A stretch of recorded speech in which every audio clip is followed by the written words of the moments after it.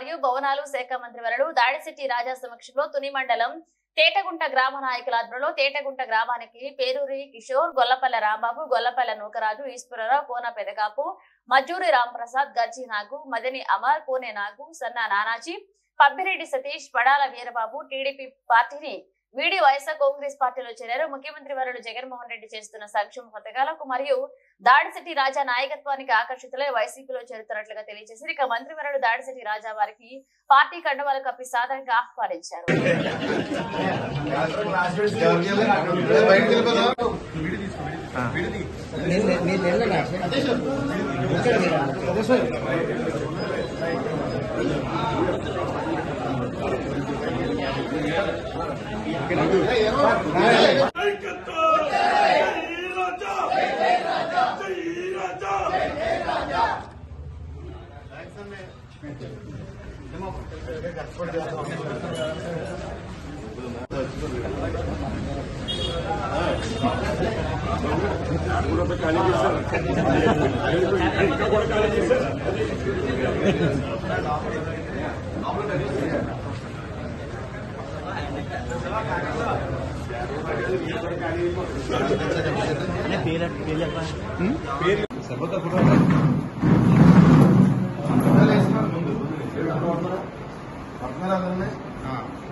కొంచెం ముందుకు